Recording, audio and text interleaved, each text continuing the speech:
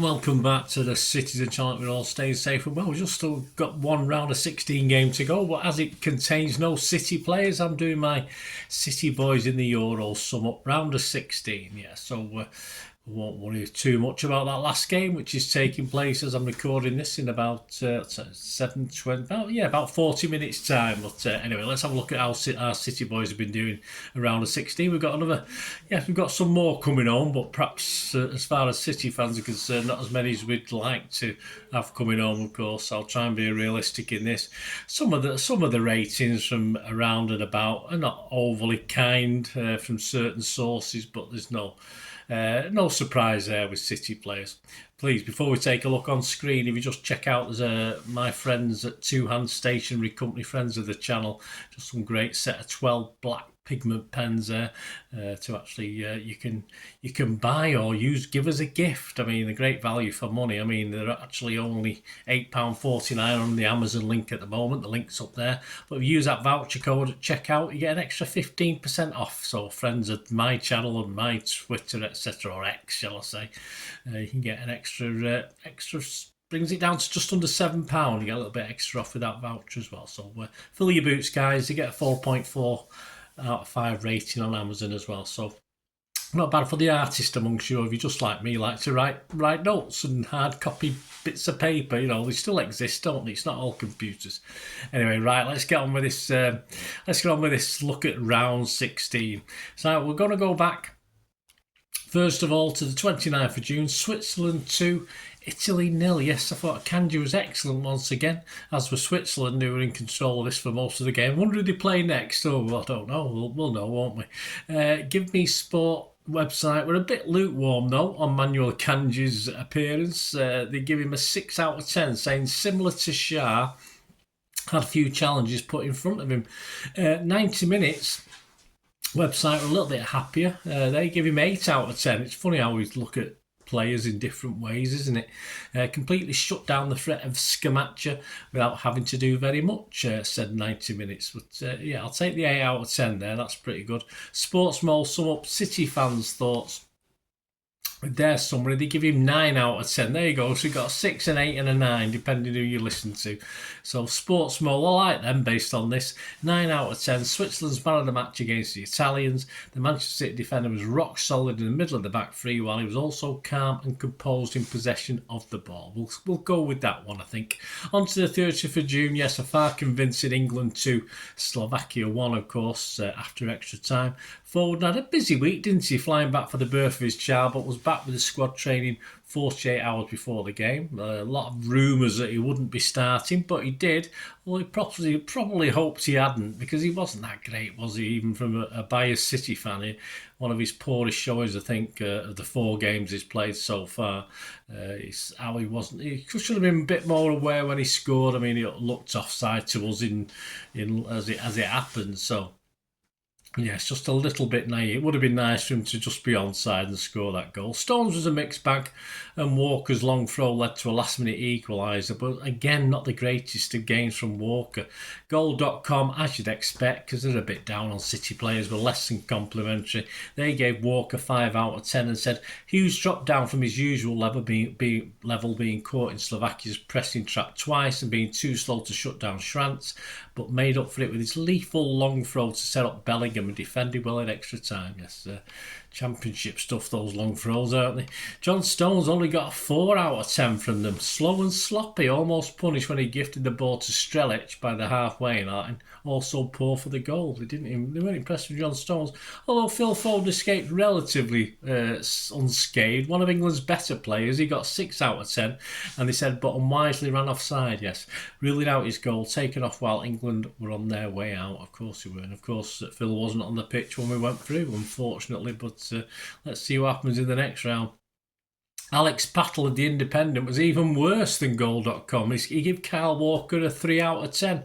Independent, whatever. Overcommitted in pressing forward more than once, he said about Kyle, leaving England exposed and in danger. Even his pace could not save him this time. John Stones, they also give a 3 out of 10. Still doesn't convince, they said, as the senior member of England's central defence. When the team endured their nervier moments, Stones was far from assured. He also got a header wrong as Slovakia closed in on goal and took the lead. In the second half, he was wiping his face with his shirt as a short pass rolled beyond him into Strelec, whose long-range effort almost beat Pickford for 2-0. That would have gone down as an all-time great England mistake. Yes, I don't know what. Just a lack of concentration. It's just the malaise of England, isn't it? And Phil Foden got a 4. A massive score. Anonymous for much of the game, they said, and when he did make himself known, his ideas were bright, but his execution was poor. Scored a tap-in early in the second half, but had veered offside, ruling out the goal. Deliveries from free kicks were of mixed quality. I'd have to agree with that. Foden has been inconsistent at Euro 2024. I thought this was his work. I thought it was okay the first 3 games. And even considering his better moments, he said one could not say for sure that he works in this team. No, he doesn't work in the formation, guys. Made way for Tony in the final few minutes. Yeah, I won't be doing their ratings too much in the future. Spain 4, Georgia 1 it ended. Got Spain's equaliser, as solid as ever, as Spain eventually got on top of Georgia, Spain's player of the match. I'm talking Rodri, of course, in this one. He got an 8 out of 10.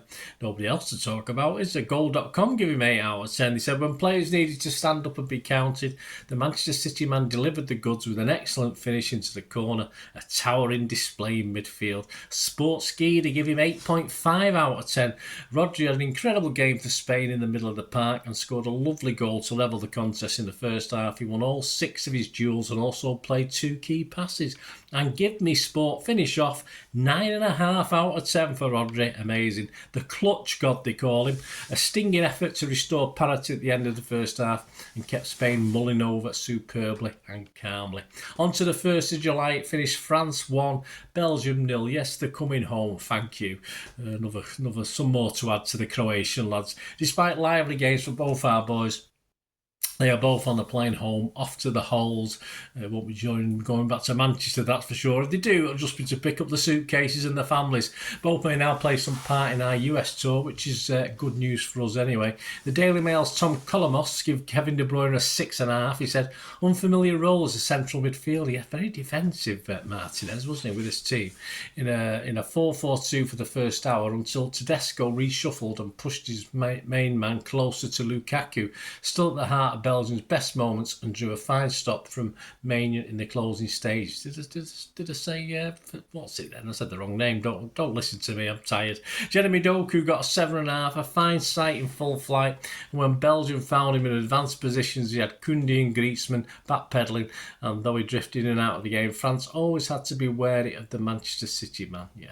He did. I thought it was excellent. I thought it caused panic all the time. It caused panic to us, doesn't it, watching? Give me sport or give me eyes, you decide. I'm not too sure. Kevin De Bruyne only got a 6 from them. Rival fans and critics have been quick to suggest KDB, no matter how good he's been for City, often disappears on the biggest of occasions. He wasn't that bad. This was a narrative that unfolded against France with the playmaker barely having a save for the entirety of the first period because he was being played far too deep. When even his passes are a bit AWOL, you know it's been a bad day at the office for KDB. He looked like he'd accepted defeat very early on. He improved in the second period but was still unable to make his mark. Jeremy Doku, just a 6 out of 10.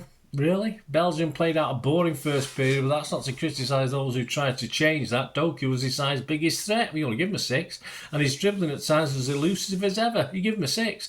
But he often looked for lost for ideas when it came to the final decision of whether to pass or to shoot at the end of his mazy runs through a congestion of defenders. He became less effective in the second half, almost entirely disappeared. That's probably why you give him a 6, I suppose.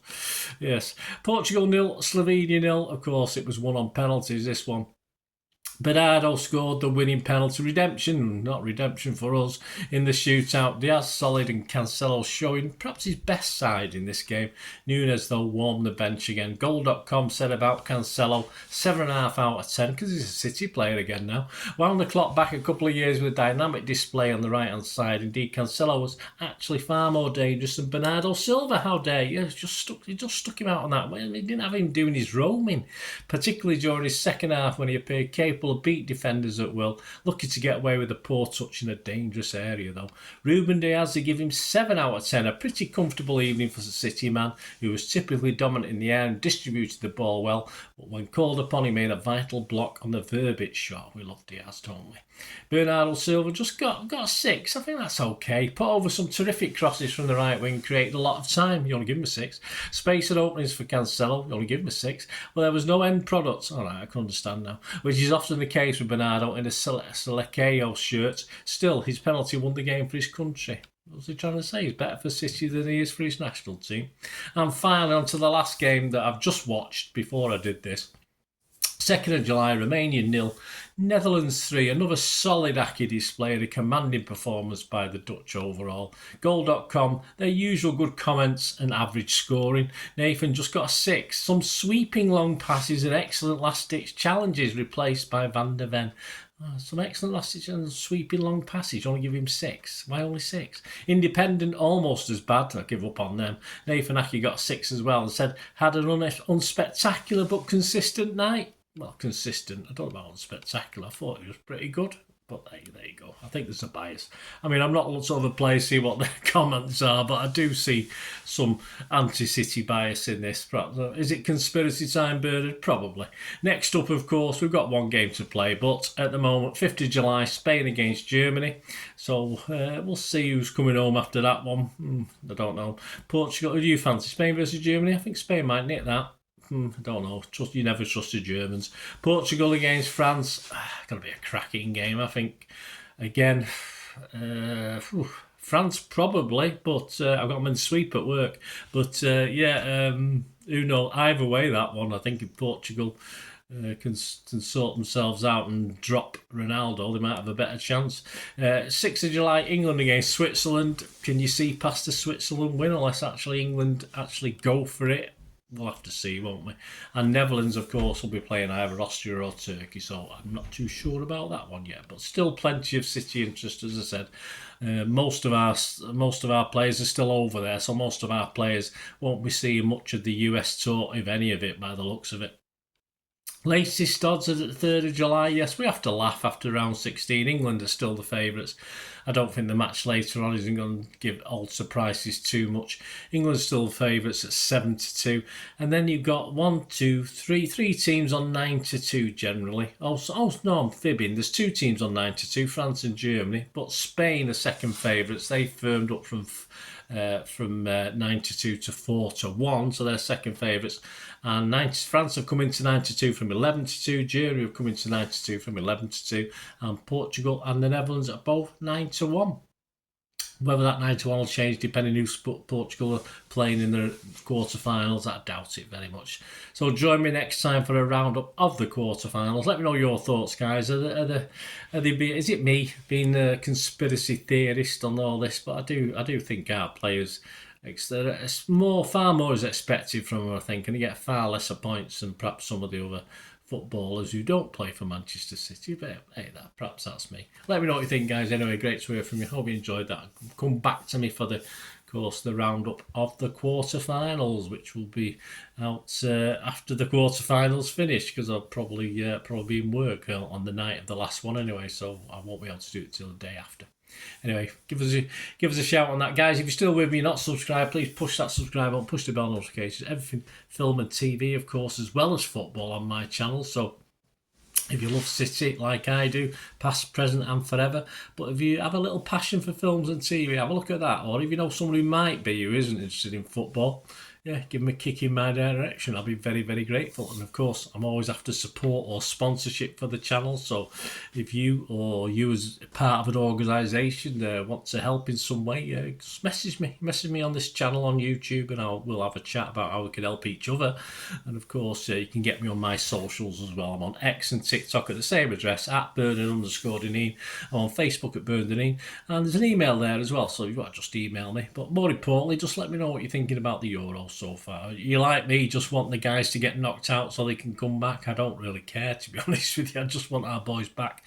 I think they're after a 3-week period. Pep likes them to have 3 weeks off. So if you look at the dates now, it's getting into the US tour now when they play the quarterfinals. So we'll have to see on that one, won't we? So, as I said, for me, this. But I will stick up for my players, though. Even though I want them all home and I want them all to get to be, I'm still going to stick up for them. So, because it's the City players. Thanks for watching, guys. Until we meet again. Well, that's one thing, don't I? Please stay safe, Blues, and everyone else who might be watching. Come on, City boys. Bye for now.